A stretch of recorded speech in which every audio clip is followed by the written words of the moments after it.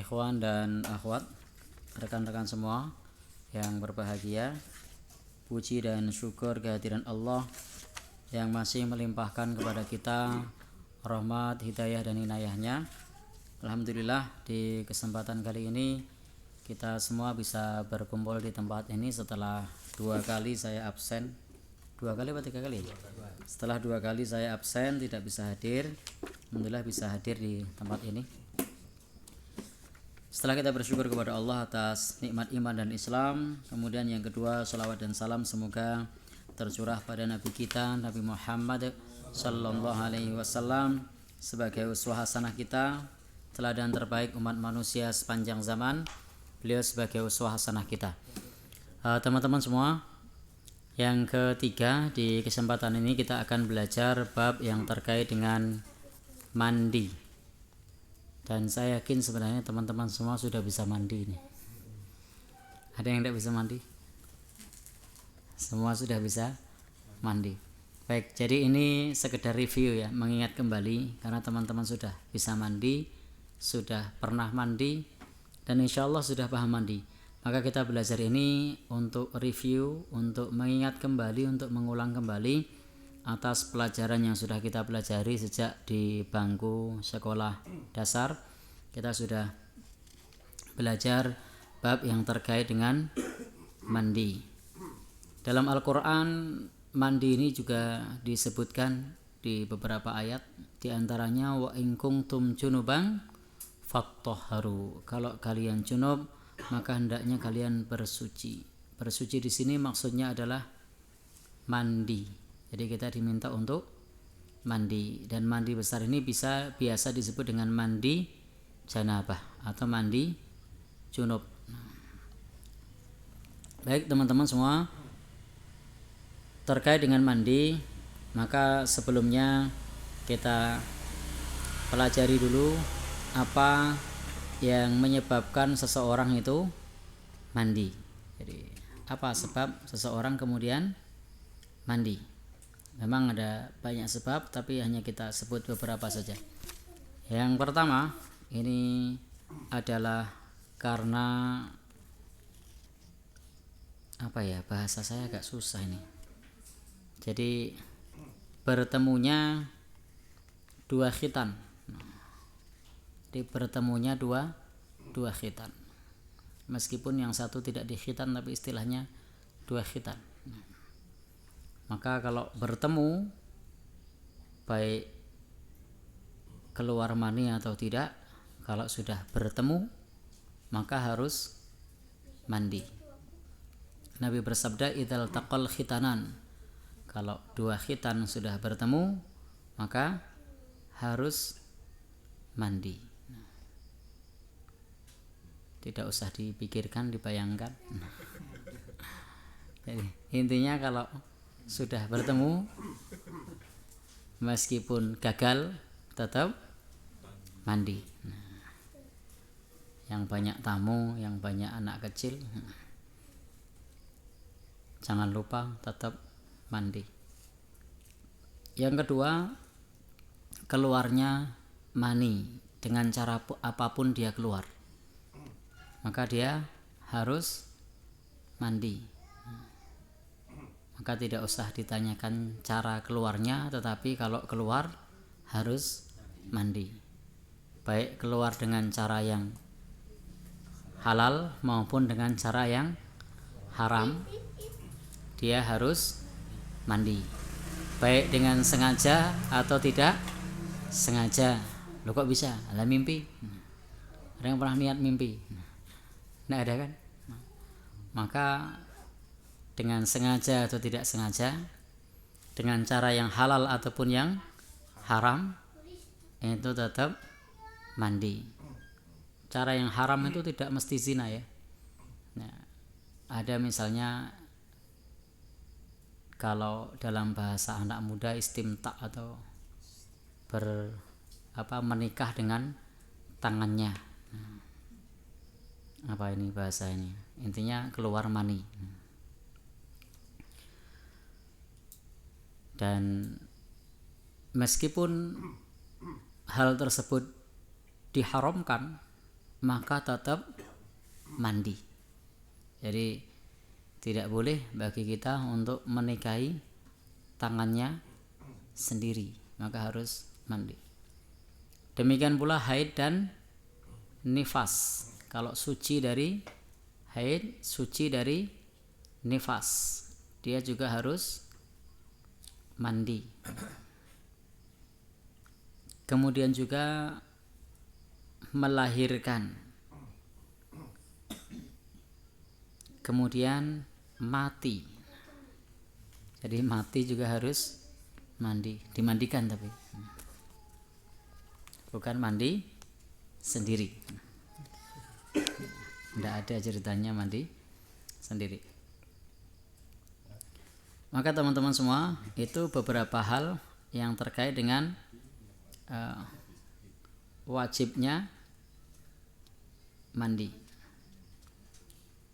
Baik teman-teman semua. Kemudian kalau tadi ada berapa tadi yang sudah kita sebutkan? Ya, ada 5 misalnya. Sebenarnya masih ada yang lain nanti kalau dioncai lagi.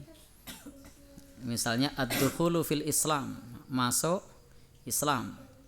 Meskipun ini tidak wajib ya. Jadi, namun di dalam bab ini masuk Islam hendaknya dia mandi. Ya, kalau masuk Islam hendaknya mandi karena Nabi memerintahkan sahabat yang masuk Islam, sahabat Sumamah, untuk mandi. Demikian pula dulu Usaid bin Hudair ketika masuk Islam juga diminta untuk mandi. Selain masuk Islam mana lagi untuk mandi? Ya, sholat Jumat. Ini juga tidak wajib ya. Sholat Jumat itu juga dianjurkan untuk mandi. Nabi menyebut ghuslul Jum'ati wajibun ala kulli muhtalimin. Mandi Jumat itu wajib bagi setiap yang sudah balik laki-laki. Meskipun di sini disebut wajib, namun para ulama menyimpulkan sunnah karena tidak ada ancaman bagi yang meninggalkan. Tidak ada ancaman bagi orang yang tidak mandi junub. Apalagi masuk kota Mekah. Jadi masuk kota Mekah itu juga disunnahkan untuk mandi. Kalau masuk kota Kasihan mandi enggak? Ya. Jadi masuk kota Mekah. Karena begitulah fi'liyah Rasulullah sallallahu alaihi wasallam ketika beliau memasuki kota Mekah, beliau mandi. Nah, teman-teman nanti kalau tindak haji atau umroh ketika baru tiba di hotel biasanya diminta untuk mandi sama pembimbingnya karena memang itu hukumnya sunnah. Selain sunnah ya memang perjalanan jauh dari sini sana berapa jam itu, belum lagi boardingnya di pesawat, nunggunya di imigrasi, nah lama. Apalagi yusannu liman aradal ihram, bagi orang yang hendak ihram untuk umrah atau haji, maka dia juga hendaknya mandi. Nah, jadi bagi orang yang mau mengenakan kain ihram, mau ihram. Kemudian siapa lagi?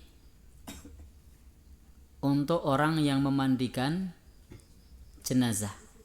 Jadi orang yang memandikan jenazah dia juga disunnahkan untuk mandi. Jadi selepas memandikan jenazah dia sunnah untuk mandi. Ini selain sunnah juga sebagai cara untuk membersihkan diri kita. Dalam ilmu kedokteran, orang yang meninggal itu rawan terhadap bibit-bibit penyakit. Belum lagi yang kemarin heboh virus corona sampai tidak berani dimandikan. Baik, Sebenarnya bisa ditayamumkan itu. Kalau tidak dimandikan bisa ditayamumkan. Maka penting bagi kita untuk belajar ilmu agama sehingga ada solusi bagi orang-orang yang semacam itu kalau memang khawatir menularkan penyakit ditayamumkan. Dan cara tayamumnya sudah kita pelajari di kesempatan yang lalu. Jadi bukan langsung dimasukkan kantong langsung dikubur, tapi ditayamumkan terlebih dahulu. Biasanya ditayamumkan enggak? Dari rumah sakit langsung. Oh gitu. Dari sini enggak langsung kuburan enggak? Ya mudah-mudahan ditayamumkan lah. Husnudon, sesama muslim harus berprasangka baik. Atas dasar apa kita menuduh tidak ditayamumkan? Pokoknya kalau mereka pengurusnya orang-orang muslim, insya Allah ditayamumkan. Kalau tidak ya sudah, kita tidak tahu. Tidak usah berprasangka buruk. Baik, itu tadi tentang siapa yang wajib mandi, kemudian yang sunnah mandi. Teman-teman semua yang berbahagia, yang dirahmati oleh Allah Subhanahu wa taala. Kemudian yang berikutnya adalah kita akan kutipkan hadis Rasul sebelum kita bahas bab fardu mandi. Kita akan kutipkan hadis Rasul dulu. Hadis yang terkait dengan mandi. Ada beberapa hadis di sini. Kita baca hadis dulu. Dari sahabat Abu Hurairah, semoga Allah meridhoinya, bahwa Nabi Shallallahu Alaihi Wasallam suatu saat menemui sahabat Abu Hurairah atau bertemu dengan sahabat Abu Hurairah fi ba'di turukil Madinah, di satu jalan di kota Madinah, di jalan kecil. Wa huwa junubun, sementara saat itu Abu Hurairah sedang dalam keadaan junub. Jadi Abu Hurairah junub, belum mandi, udah kemana-mana. Sahabat Abu Hurairah, barangkali ada di antara teman-teman yang belum mandi sudah kemana-mana. Nah, Abu Hurairah pernah. Jadi Abu Hurairah pernah mandi, belum mandi, junub, sudah ke mana-mana. Sampai kemudian tanpa sengaja berjumpa dengan Rasulullah Sallallahu Alaihi Wasallam. Ketika bertemu dengan Rasulullah Sallallahu Alaihi Wasallam, Abu Hurairah berkata, "Fan khanastu minhu," maka aku bersembunyi. Nah, jadi sahabat Abu Hurairah ketika ketemu Rasulullah bersembunyi. Rasul delik dia. Sahabat Abu Hurairah delik. Nah, delik apa ya? Bersembunyi. Fadhahabtu, maka aku pergi atau menghilang dari pandangan Rasulullah Sallallahu Alaihi Wasallam. Nah, ini di antara bentuk ta'zim atau hormatnya sahabat Abu Hurairah kepada Rasulullah Sallallahu Alaihi Wasallam, sampai tidak mau menemui Nabi karena dalam keadaan junub. Maka ini fakana min ta'zimihi lin Nabi Sallallahu Alaihi Wasallam.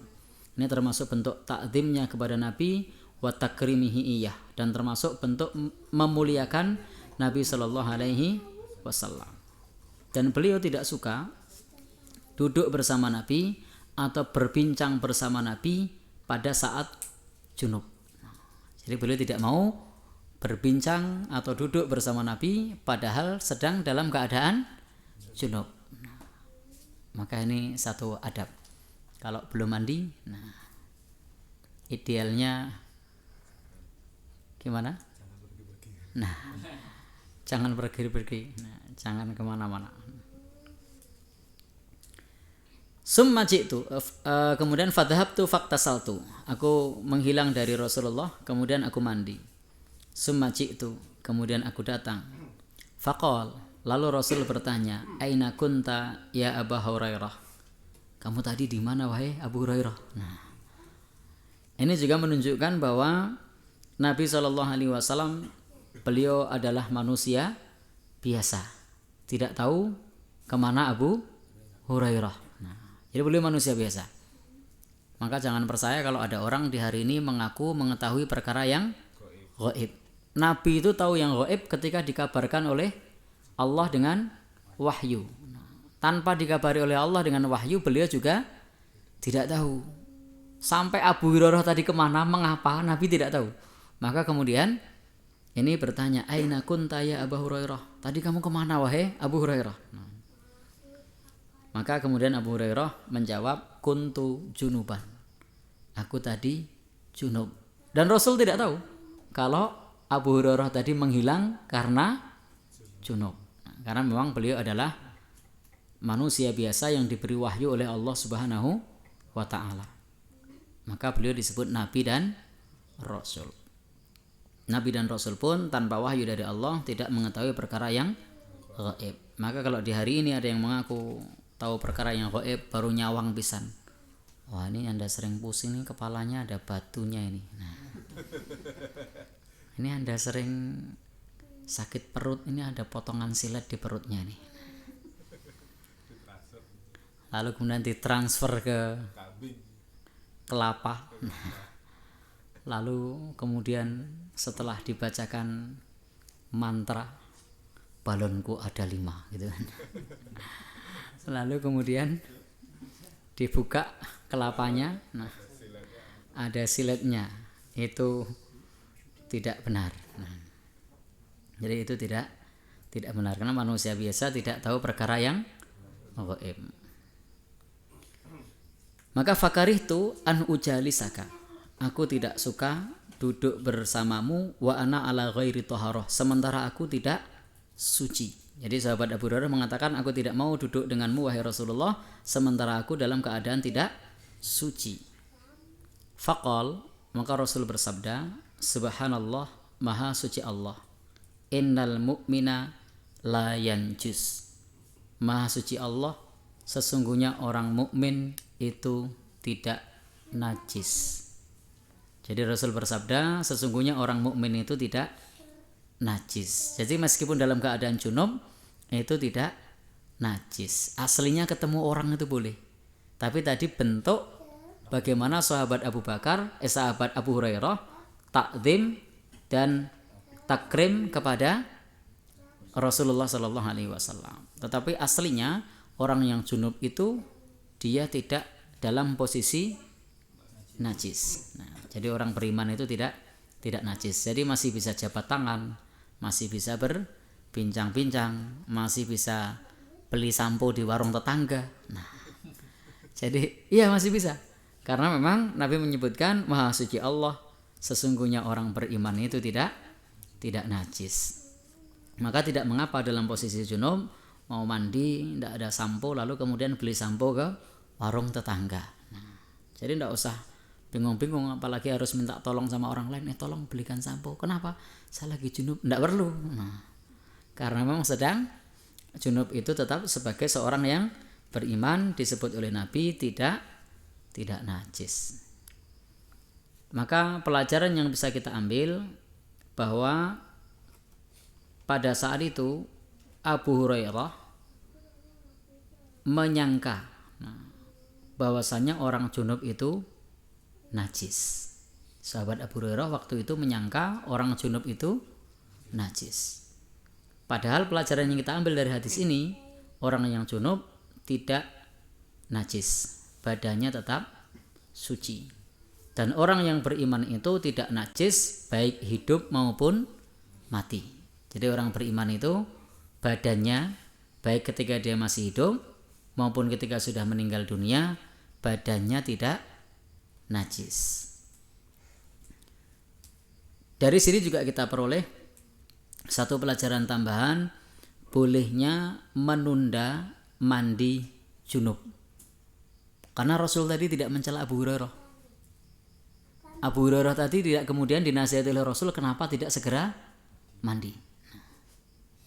Maka pelajarannya adalah bolehnya menunda mandi junub, boleh ditunda untuk sementara waktu.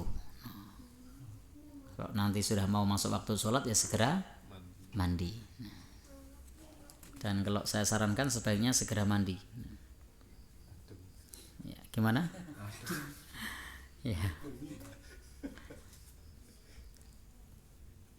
Baik, itu satu pelajaran tentang orang yang sedang junub. Baik, teman-teman semua yang berbahagia yang dirahmati oleh Allah Subhanahu wa taala. Kita ambil hadis lagi, satu lagi ya. Satu apa dua? Ya. Ini ada hadis tentang junub, ada beberapa, coba saya ambil ndak semua ya. Karena banyak ini, nanti ndak ora rampung. Nah, saya ambil yang kedua. Ya nanti sak tekane ya. Alon-alon. Ini kita ngajinya alon-alon kok, tidak tergesa-gesa. Dari Aisyah, semoga Allah Subhanahu wa taala meridhoinya, berkata, "Kuntu aksilil janabah min saubi Rasulillah sallallahu alaihi wasallam fayakhruju ila shalah wa inna buqa'al ma fi saubihi. Laqad kuntu afrukuhu min saubi Rasulillah sallallahu alaihi wasallam farkan fayusalli fihi." Jadi suatu saat Aisyah berkisah bahwa beliau bersama dengan Aisyah sedang junub, dan di kain Rasulullah itu pada saat itu dicuci karena ada bekas air mani. Dan di kesempatan yang lain, laqad kuntu afrukuhu. Nah, jadi dikerik bagian yang kena air mani karena kering. Jadi karena kering dikerik. Farkan fayusalli fi. Setelah dikerik, maka kemudian kain tersebut digunakan oleh Rasulullah sallallahu alaihi wasallam. Ini dalil bahwa air mani tidak najis. Jadi kita diperintahkan untuk mandi junub itu bukan karena najis, tetapi itu sebagai bentuk ta'abbud, ibadah kepada Allah Subhanahu wa taala, maka kita bersuci. Dan memang ada yang najis, apa itu? Madhi. Ya, madhinya ya najis. Maka ikhtilaful ulama, para ulama berbeda pendapat mengenai najisnya mani. Dulu sudah pernah kita bahas ketika membahas bab najis. Masih ingat apa enggak ya? Kayaknya pernah kita bahas. Sudah pernah apa belum? Sudah. Maka Hanafiyah, ulama mazhab Hanafi, wal Malikiyah, dan ulama mazhab Maliki berpendapat najis. Kenapa? Karena dalam dalil ini disebutkan bahwa Aisyah mencucinya. Jadi dalam hadis ini disebutkan Aisyah kuntu aksilul janabah min saubi Rasulillah. Di kain Rasulullah itu dicuci. Maka bagi ulama Hanafi dan ulama mazhab Maliki itu hukumnya najis. Kemudian dhahab Asy-Syafi'i wa Ahmad, sementara Asy-Syafi'i, Imam Asy-Syafi'i dan juga Imam Ahmad, ulama mazhab Syafi'i dan mazhab Hambali, termasuk di sini Imam Ibnu Hazm dan juga Syekhul Islam Ibnu Taimiyah menyebutkan tidak najis. Dalilnya mana? Dalilnya dalil ini juga. Karena Aisyah pernah mengerik ke apa ya? Mengerok apa mengerik yang benar? Ya, bukan dicukur. Jadi ada mani yang kena sarung atau kena apa? Pakaian. Yang pakaian tersebut dipakai oleh Rasul untuk sholat. Nah, lalu kemudian dikerik apa kerok? Kerok itu kalau banyak. Oh, kerok itu kalau banyak ya. Baik, dikerik. Maka kemudian dikerik. Maka ini menunjukkan dalil bahwasanya tidak najis. Sehingga para ulama berbeda pendapat. Kalau saya memilih pendapat yang tidak najis. Jadi kalau saya memilih pendapat yang tidak najis karena ada hadis mengerik tadi. Nah, dikerik berarti tidak najis. Kalau najis mestinya harus dicuci. Nah, jadi kadang Aisyah mencuci, kadang Aisyah mengerik. Di satu sisi, di satu kesempatan dicuci, di kesempatan yang lain dikerik dan digunakan oleh Rasulullah Shallallahu Alaihi Wasallam. Nah, maka ini bukan sesuatu yang tercela. Kalau misalnya ada teman-teman yang ke masjid sholat, kemudian sarungnya kena air mani, itu bukan aib. Karena Rasul pun pernah begitu. Itu bukan aib. Yang penting jangan ngomong-ngomong. Yang penting jangan ngomong-ngomong. Dipakai saja untuk sholat. Kalau ngomong-ngomong ini tadi kena ini, ya jangan. Yang aib malah karena ngomong-ngomong itu. Jadi aibnya karena ngomong-ngomong. Kalau tidak ngomong-ngomong, meskipun kena mani, kemudian dipakai untuk sholat, itu boleh. Dalilnya sahih kok. Beliau gunakan itu untuk fayusalli fihi. Beliau gunakan untuk sholat. Yang penting ingat pesan saya, jangan ngomong-ngomong. Mas Eko tidak boleh ngomong-ngomong nanti. Ya, baik. Kita lanjutkan. Wajibnya mandi. Ya, itu tadi hadis selingan ya. Wajibnya mandi ada berapa? Kalau di sini kitab yang biasa dipakai oleh teman-teman kita, oleh Mas Mardani. Mas Mardani mana ya? Ini ya, yang sering dipakai oleh Mas Mardani dan kawan-kawan. Wajibnya ada 2. Apa itu? Niat. Yang pertama niat. Yang kedua meratakan air ke seluruh tubuh. Kalau kitab yang saya pakai itu ada 3. Jadi ada 3. Baik. Jadi para ulama ada yang menyebut 2, ada yang menyebut 3, bahkan ada yang menyebut 4. Insya Allah yang kuat 3. Jadi kalau yang pertama ini ada di Safinatun Najah ya, yang biasa dipakai oleh teman-teman, itu disebut hanya 2, niat dan seluruh tubuh basah. Kalau di kitab yang lain ditambahi 1, izalatun najasah, najisnya hilang. Jadi kalau basah, najis belum hilang? Belum. Tapi najisnya harus hilang. Maka wajibnya ada 3. Niat. Yang kedua, seluruh tubuh basah, najisnya hilang. Jadi kalau niat seluruh tubuh basah, najisnya belum hilang, belum. Jadi najisnya belum hilang, belum. Maka najisnya hilang. Misalnya ada najis di mana, tadi pipis, tadi buang air besar, tadi apa? Ada najis di situ, harus hilang najisnya. Itu hukumnya wajib. Maka kalau kita mandi junub atau mandi wajib, kalau teman-teman bingung, tidak usah bingung. Lihat saja 3 hal ini. Sudah niat belum? Oh sudah. Sudah basah semua belum? Oh sudah. Najisnya sudah hilang belum? Oh sudah. Berarti mandinya sudah sah. Nah, simpel kan? Nah, kadang-kadang saya pernah beberapa kali ikut mengampu di pesantren kilat Ramadan.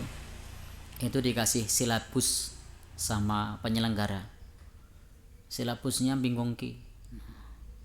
Jadi mandi junub 1, cuci tangan 2, baca bismillah 3, ini 4 urutan ini. Jadi banyak yang ngeluh, kok sulit banget sih gitu kan. Nah, padahal ya. Nah, terus kemudian setelah itu apa? Kumur, basuh muka. Nah, kemudian kedua tangan sampai siku, telinga.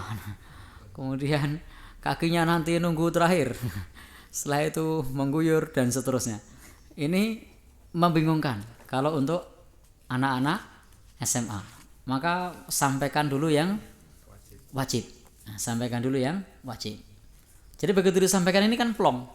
niat, basah semua, najis hilang, rasanya sudah plong. Oh gampang ya. Nah yang lain sunnah.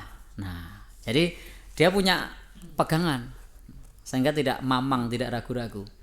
Tapi memang sih dengan silabus itu membuat memancing banyak pertanyaan. Ustadz kalau lupa ndak gini gimana? Nah, wah saya kemarin ndak kumur-kumur Ustadz, gimana ini?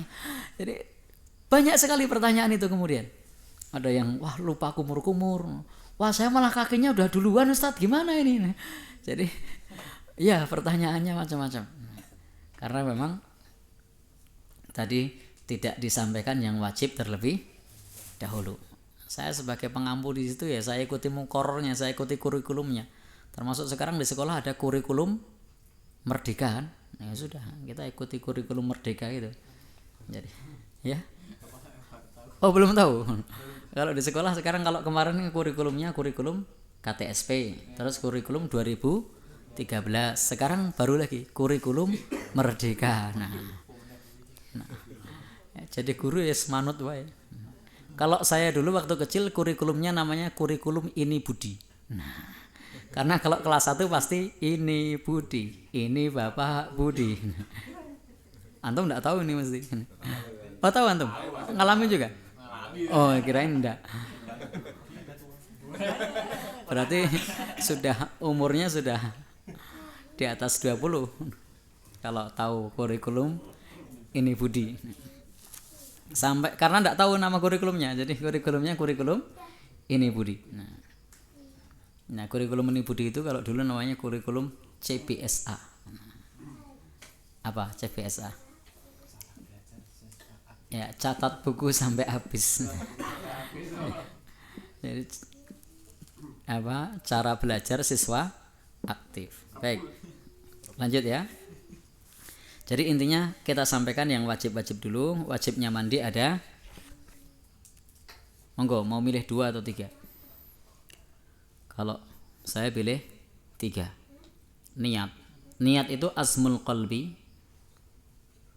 berniat di dalam hati untuk raf'ul hadas, untuk mengangkat hadas, untuk menghilangkan hadas besar dengan mandi. Dan mandi ini ketika kita niat, letaknya di mana? Hati. Jadi ketika kita niat, letak niat itu ada di dalam hati.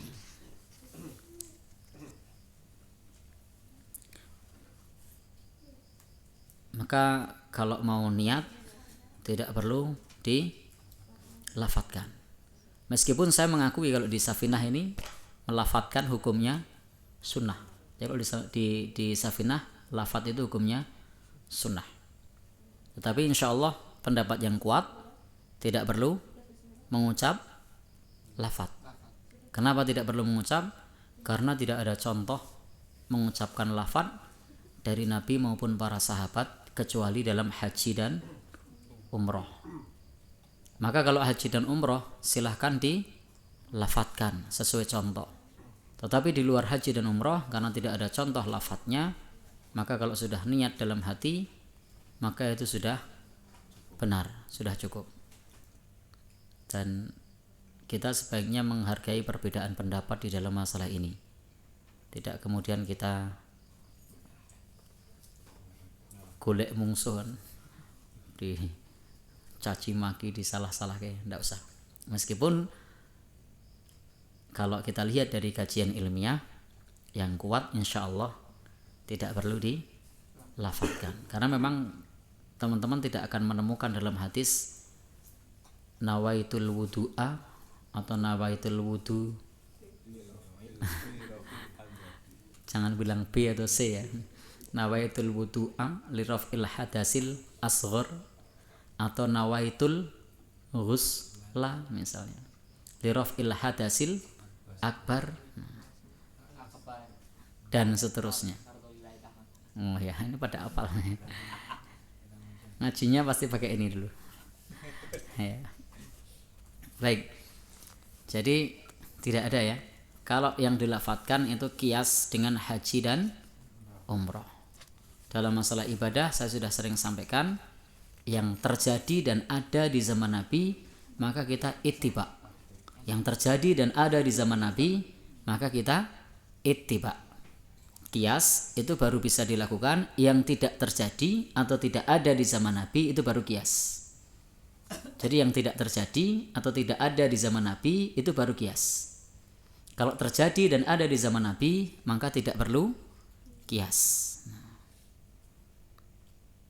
Jadi sesimpel itu. Pokoknya kalau Nabi melakukan, sahabat melakukan, ikuti. Tapi kalau tidak ada di zaman Nabi, tidak dikerjakan sahabat, ya sudah, qiyas. Maka sering orang bertanya misalnya hukum merokok, ya tidak ada di zaman Nabi, pakainya qiyas. Qiyas dengan apa? Minuman keras misalnya. Atau qiyas dengan apa? Dengan ayat-ayat Al-Quran yang senada dengan itu. Wa yuharrimu alaihimul khaba'is, Allah mengharamkan yang buruk-buruk. Wa yuhillu lahumut thayyibat, dan menghalalkan yang baik-baik. Rokok baik apa buruk? Bilang baik. Coba bayimu kan utut. Ya. Itu artinya qiyas. Baik.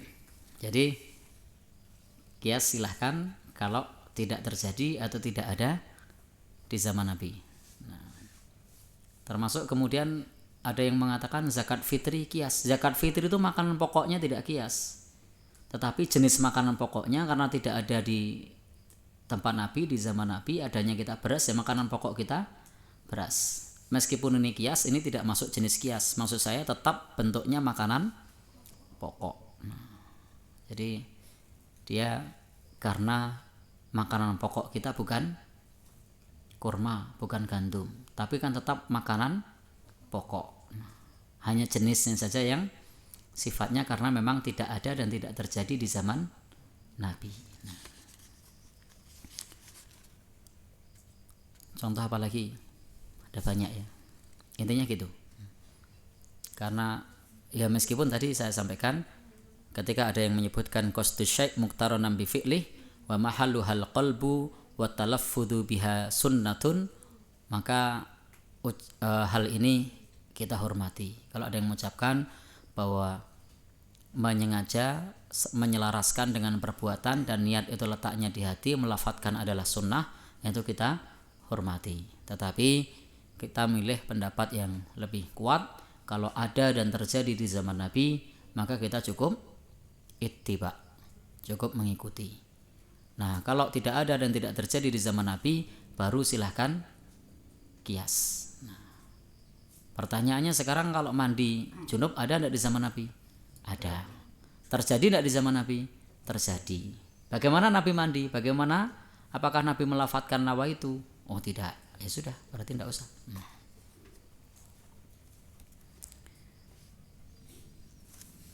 Baik, kita lanjutkan. Artinya tadi fardunya ada berapa? 3 ya. Nah, wes tahu yang 3 ini sudah aman. Sunnahnya. Nah, ini sunnahnya.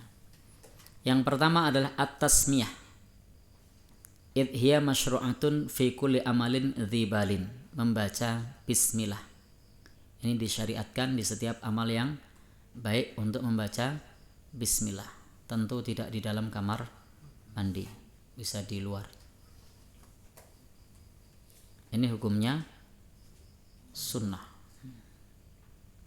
Ghuslul kaffain, mencuci kedua tangan sebelum memasukkan tangan kita ke dalam bejana. Jadi sebelum tangan kita masuk ke air, itu tangannya dicuci terlebih dahulu.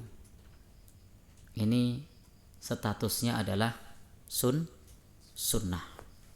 Termasuk kemarin sudah kita pelajari bersama, ketika kita baru bangun tidur, maka tidak boleh tangan kita masuk ke bejana, tapi dicuci terlebih dahulu. Apa kata Nabi? Karena kita tidak tahu di mana tangan kita menginap. Aina batat yaduhu, di mana tangannya menginap. Tangannya nginep di mana? Nginep di sini, nginep di sana. Tidak ngerti. Maka harus dicuci terlebih dahulu, tidak langsung masuk ke air. Karena kalau masuk ke air nanti airnya terkena najis. Yang ketiga, al-bidayatu bi izalatil adza. Dimulai dengan membersihkan bagian yang kotor terlebih dahulu, yang ada di lubang-lubang tubuh. Tidak usah saya sebutkan lubang apa, teman-teman sudah tahu. Nah, jadi lubang depan, belakang, selangkangan, ketiak, kuping, wudel, pokoknya semua lubang lah. Kalau saya ada yang kelewatan itu tidak berarti harus dilewati, tetapi tetap semua lubang tubuh yang ada najisnya dibersihkan. Karena kalau saya sebut semua saru nanti. Nah, intinya dibersihkan bagian yang ada najisnya terlebih dahulu, dan itu yang utama, baik depan maupun belakang. Nah, karena kadang yang kelewatan kalau kita mandi asal biur-biur itu di bawah ketiak belum basah, di selangkangan belum basah, kadang-kadang pusernya belum kena air, orang melebu banyune.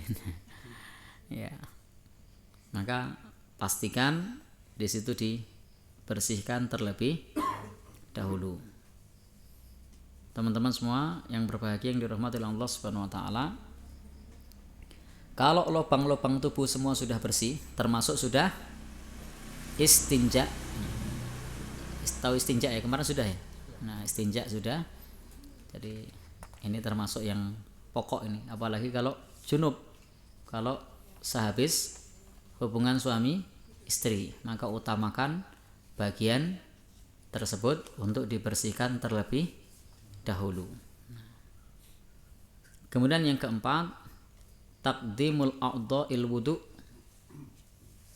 mendahulukan anggota wudu qabla al-ghuslil jasad, sebelum menyiram seluruh tubuh. Jadi mendahulukan anggota wudu. Bahasa sederhananya wudu terlebih dahulu. Ini bahasa entengnya gitu. Jadi mendahulukan anggota wudu terlebih dahulu. Jangan lupa al-madmadatu, berkumur-kumur. Jangan lupa berkumur-kumur. Wal istinsyaku, istinsyak jangan lupa. Tahu istinsyak ya? Memasukkan air ke dalam hidung. Ini tidak wajib. Ini sunnah. Jadi kalau mandi usahakan istinsyak. Maka kalau pelajaran mandi diawali dengan yang begini dulu, baru kemudian nanti yang wajib, mumpet anak-anak. Wah, kok urutannya apa ya? Kadang-kadang kalau urutannya kebalik gimana? Nah, jadi mau kebalik pun sebenarnya sah. Nah, kalau 3 hal tadi sudah dikerjakan. Tetapi kalau mau sesuai sunnah ya urutannya sama seperti ketika kita berwudu. Jadi baca bismillah dulu, mencuci tangan, semua najis bersih, kemudian berwudu. Setelah itu jangan lupa pada saat berwudu tadi ada al-madmadatu, ada kumur-kumur, istinsyak, termasuk membasuh telinga simakhil udunain. Jadi telinga dalam maupun telinga luar. Nah, jadi dari depan ke belakang, ke depan lagi, setangkep ya namanya. Setangkep apa selirang? Ini istilahnya apa toh?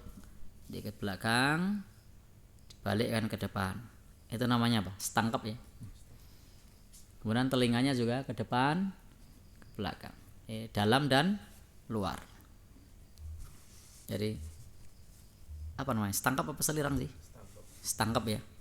Jadi telinganya luar dalam, itu dibersihkan. Makruhnya mandi. Jadi makruhnya mandi. Baik teman-teman semua, ketika kita mandi ada hal-hal yang perlu diperhatikan untuk kita hindari, yakni ini yang biasa disebut dengan perkara yang makruh. Makruhatul ghusli al-israf fil ma'. boros dalam menggunakan air. Jadi boros dalam menggunakan air ini makruh. Sebab dulu Rasul sallallahu alaihi wasallam iktasala Rasulullah sallallahu alaihi wasallam bisa'in wa huwa arba'atu amdad. Beliau mandi dengan 5 mud atau dengan 4 mud atau 5 mud. Jadi hanya dengan air 4 cakupan tangan orang dewasa atau 5 cakupan tangan. Nah ini 1, 2, 3, 4, 5. Itu mandi Rasulullah. Ya, belum bener kok. Itu mandi Rasulullah sih. Ya. Itulah dulu mandi Rasul sallallahu alaihi wasallam. Dan kalau beliau berwudu, beliau hanya berwudu dengan 1 mud. Nah, jadi wudunya beliau itu airnya hanya segini. Kalau mandi hanya 5 cakupan tangan. Nah, itu mandinya Nabi. Ada yang pernah nyoba cara mandi Nabi, cara wudu Nabi? Ya. Iya, itu salah satu penjelasannya. Yang saya tanyakan, ada yang pernah mencoba seperti Nabi? Belum. Wah, ini ketinggalan zaman ini. Saya sudah pernah. Karena tempat saya juga pernah mengalami kekeringan. Kalau sudah bulan September, Oktober, November, malah kadang-kadang Agustus, itu saya sudah beli air. Jadi keluarga saya sudah beli air pakai tangki itu. Nah kadang-kadang kalau sudah pesan air, airnya belum datang. Nah, jadi sudah pesan kan, oh ya nanti sore ya gitu kan. Ternyata sampai sore belum datang. Nah, jadi apa boleh buat ya? Mandinya, wudhunya seadanya. Saya pernah mandi hanya pakai 1 ember kecil untuk timba itu, dan bisa ternyata. Nah, ciduknya pakai gelas ya, jangan pakai ini. Ya, ciduknya pakai gelas. Bisa tanya istri saya itu. Ciduknya pakai gelas. Kalau ciduknya pakai kayu ngebyur ya habis. Ya. Dan nyiramnya pelan-pelan. Kalau jangan sampai ada yang terbuang. Nyiramnya pelan-pelan. Nah, saya betul-betul bisa merasakan, oh ternyata bisa ya mandi dengan air 5 cakupan tangan. Nah, itu saya sudah praktek. Saya sudah praktek. Teman-teman berarti di sini belum ada yang pernah praktek ya. Saya sudah praktek lebih dari sekali. Jadi sudah praktek lebih dari sekali. Ya. Wudu saya juga pernah. Ini wudu juga pernah praktek. Baik. Dan ini bisa kita maklumi karena kondisi di Timur Tengah saat itu belum seperti sekarang, sudah ada teknologi penyulingan air laut. Waktu itu belum ada. Sehingga memang air ini harus dihemat. Maka kalau teman-teman pernah tahu bagaimana kondisi di sana, air itu digali meskipun sedalam 50 meter, 100 meter belum keluar air, keluarnya minyak. Jadi belum keluar air di sana.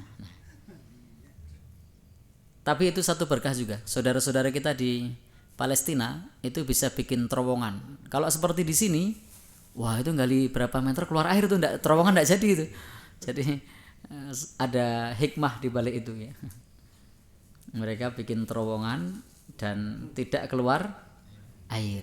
Kalau di sini coba, atau di daerah kosongan dekat Maba sana itu bikin terowongan itu, wah itu airnya keluar itu, nempar-nempar banyunya. Apa ya, kalau banyu apa namanya, nempar-nempar ya? Ya banyunya yang belutak-belutak. Baik. Yang berikutnya, al-ghuslu fil makanin najis, mandi di tempat yang terdapat najis. Ini hukumnya juga makruh. Jadi mandi di tempat yang terdapat najis, ini juga hukumnya makruh. Termasuk wudu. Wudu yang di situ ada najis, maka juga makruh. Maka idealnya kalau kita masuk kamar mandi, mau mandi junub atau mau wudu, dibersihkan dulu, disiram dulu biar najisnya hilang. Nah, biar najisnya hilang. tidak langsung wudu atau langsung mandi. Kenapa? Karena kalau di tempat yang di situ terdapat najis, maka di situ makruh.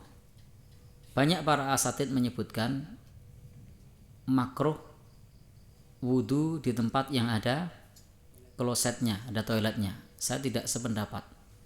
Orang kita ini ada toiletnya atau tidak ada toiletnya, kalau mau pipis ya pipis saja. Iya apa enggak? Bahkan masjid yang di situ tidak ada toiletnya jauh lebih pesing daripada yang ada toiletnya. Sehingga itu bukan ukuran ada toilet atau tidak. Tidak mesti kalau tidak ada toiletnya terus tidak dipakai untuk pipis. Justru itu malah ya. Kalau ada toiletnya itu dilokalisir, pipisnya di situ. Kalau enggak ada, malah kemana-mana. Maka saya termasuk orang yang tidak sepakat ketika mengatakan kalau berwudu di kamar mandi yang terdapat toilet itu makruh, kalau tidak ada toiletnya tidak makruh. Itu bukan jaminan. Karena orang kita ini bukan termasuk orang yang disiplin dengan peruntukan, bukan. Jadi orang kita ini bukan orang yang disiplin dengan peruntukan. Maka jangan kaget di tempat kita ini apapun bisa beralih fungsi, ya. Apapun bisa beralih fungsi, tidak sesuai dengan fungsinya. Jadi sanyo untuk pompa air bisa jadi gilingan kelapa kan? Nah, kreatif. Jadi bisa alih fungsi.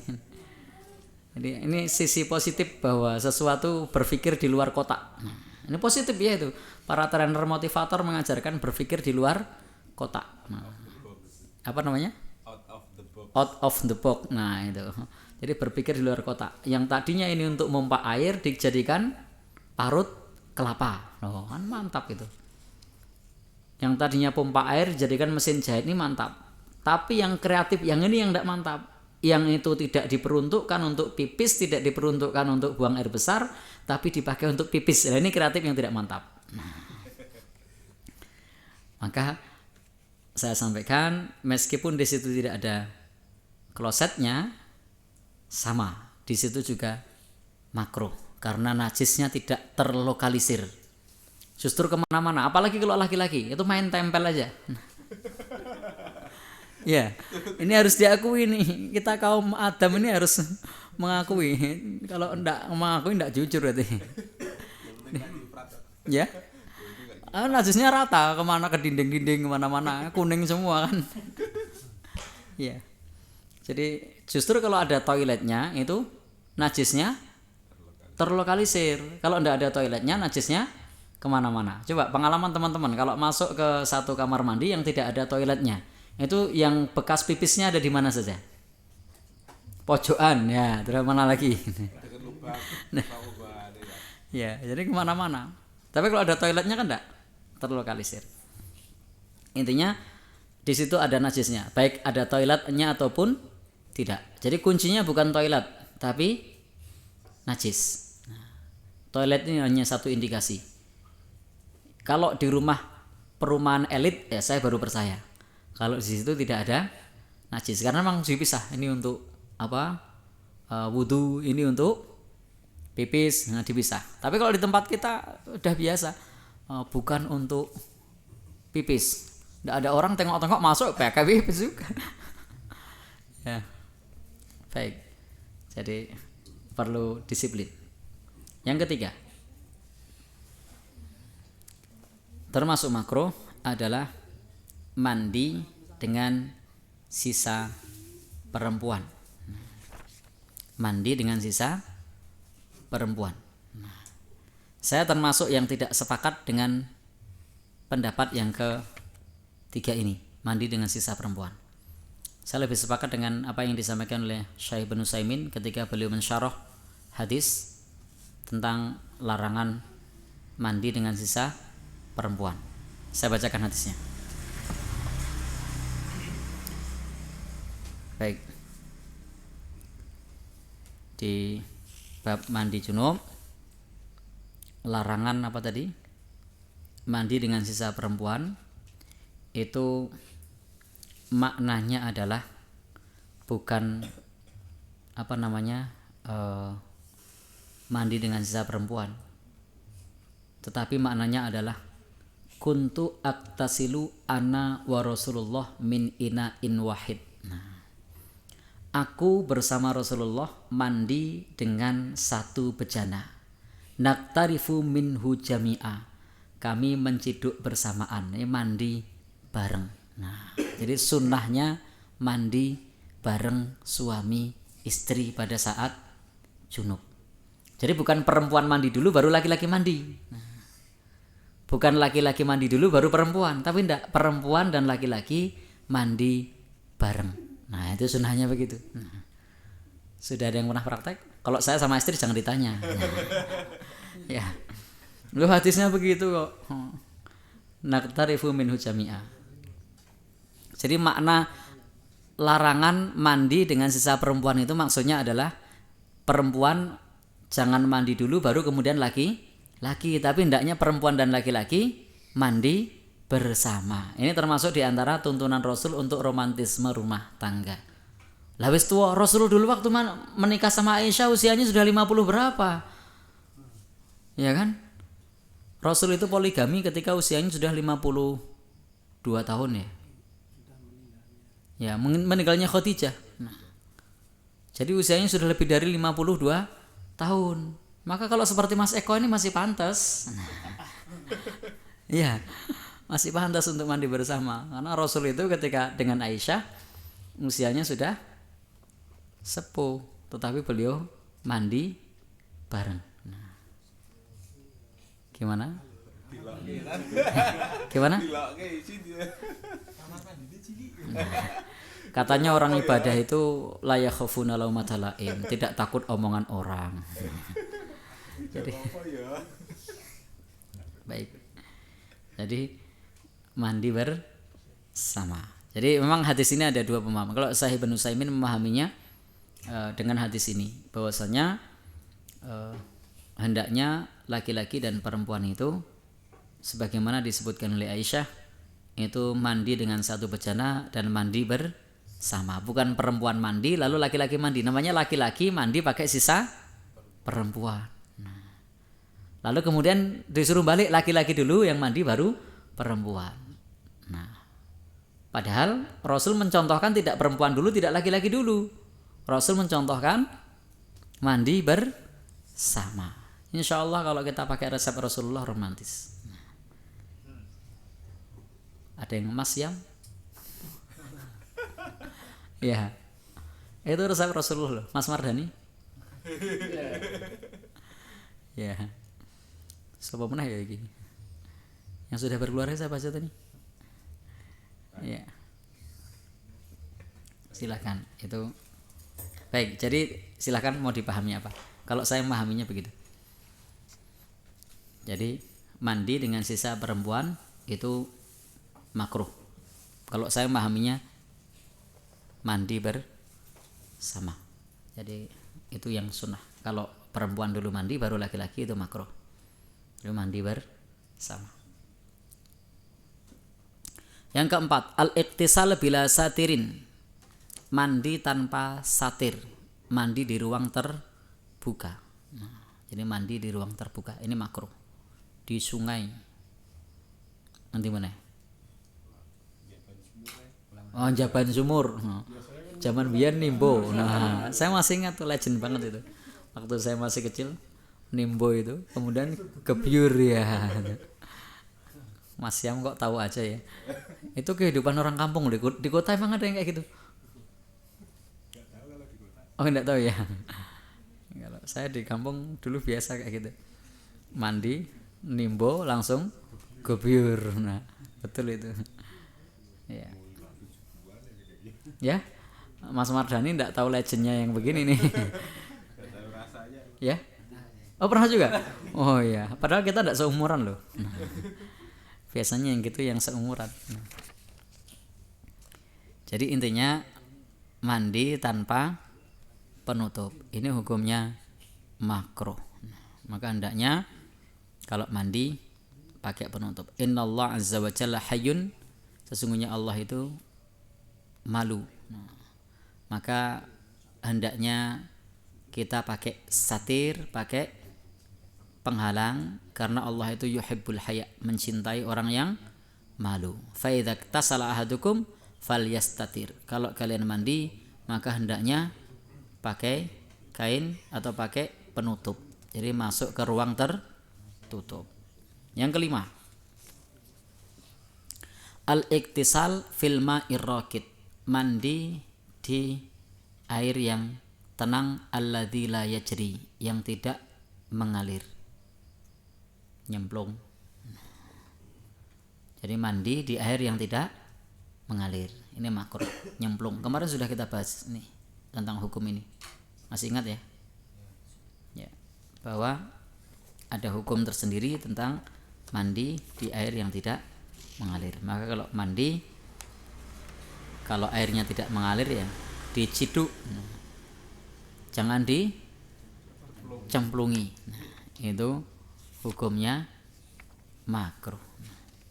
Baik teman-teman semua yang berbahagia, yang dirahmati Allah Subhanahu wa taala. Kemudian apa yang belum dibahas terkait dengan mandi? Maka hendaknya membaca bismillah, niat karena Allah Subhanahu wa taala, lalu mencuci telapak tangannya sebanyak 3 kali, kemudian istinja depan dan belakang dan sekitarnya, kemudian menghilangkan semua kotoran di lubang-lubang tubuh. Setelah itu berwudu kecuali kedua kakinya. Jadi berwudu kecuali kedua kakinya. Kemudian setelah itu hendaknya mencuci apa? Jadi mengakhirkan kedua kakinya. Jadi kedua kakinya tidak basuh terlebih dahulu. Dan jangan lupa untuk menyela-nyelai apa tuh? Menyela-nyelai. Nah, menyela-nyelai jari jemari, menyela-nyelai rambut sampai ke pangkal. Bersamaan dengan itu telinganya, dan lakukan sebanyak berapa sunnahnya? 3 kali. Nah, lakukan sebanyak 3 kali. Dan mendahulukan mengguyur membasuh pakai air. Mengguyur ya. Mengguyur yang sebelah kanan. Ini juga hukumnya sunnah tadi belum ya? Mengguyur yang sebelah kanan. Setelah itu kemudian mengguyur yang sebelah mengguyur kepalanya, kemudian mengguyur yang sebelah kiri. Jadi di kanan dulu kepala, kemudian sebelah kiri. Ini saya bilang sunnah ya, orangnya dibulak-balik tetap sah. Baru kemudian terakhir kaki. Wis rampung toh? Ya wis. Berarti mandinya sudah selesai. Ya, gimana? Jadi mengenai masalah sabun, sampo itu silahkan teknisnya monggo. Yang penting dibilas. Karena sabun, sampo kemarin termasuk apa hukumnya? Air yang kena sabun, sampo? Air apa? Air yang mutaghayyar. Air mutaghayyar itu suci tapi tidak mensucikan, maka harus dibilas. Jadi tidak boleh teman-teman begitu sudah disampo semua gitu, dikasih sabun lalu keluar masih begitu. Jadi harus baik air sabun, air sampo, air kopi, air susu, air apa mana. Intinya yang sudah ada zat yang lain, maka itu namanya air yang mutaghayyar, suci tapi tidak mensucikan. Meskipun wangi ya, teman-teman pakai air yang sudah dicemplungi duren begitu, terus nunggu kebyur, itu suci tapi tidak mensucikan. Wambune kan tonjo. Ya. Baik. Ada yang ditanyakan? Kita buka untuk offline-nya sebelum ditutup 5 dulu, nanti setelah itu baru nanti bisa lanjut lagi pertanyaan. Tadi ada pertanyaan. Yang pertama, kalau yang sunahnya sebelum mandi itu kan berwudu. Nah, nanti apakah setelah mandi itu kan misalnya mau sholat subuh gitu, itu apakah wudunya itu masih bisa atau harus wudu lagi? Terima kasih. Wudunya masih bisa dipakai atau harus wudu lagi? Prinsipnya wudunya sah selama tidak ada pembatal wudu. Maka kalau setelah itu pipis ya batal. Setelah itu kemudian buang air besar ya batal. Setelah itu menyentuh kemaluan ya batal. Artinya kalau tidak ada pembatal wudu, maka mandinya sah dan tidak perlu wudu lagi. Tetapi kalau ada pembatalnya, buang angin batal, atau pipis batal, ya, buang air besar batal, menyentuh kemaluan batal.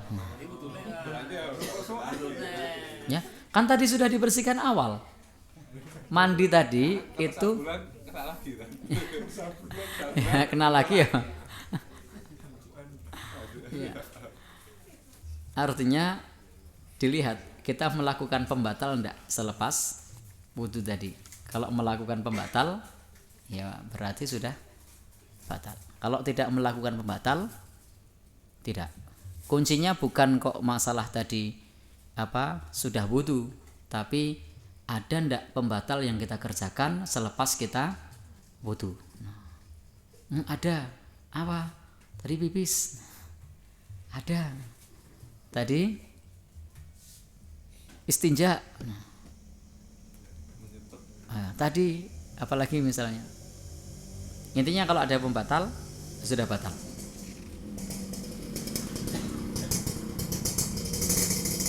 Termasuk tadi menyentuh kemaluan bibatinil kaf.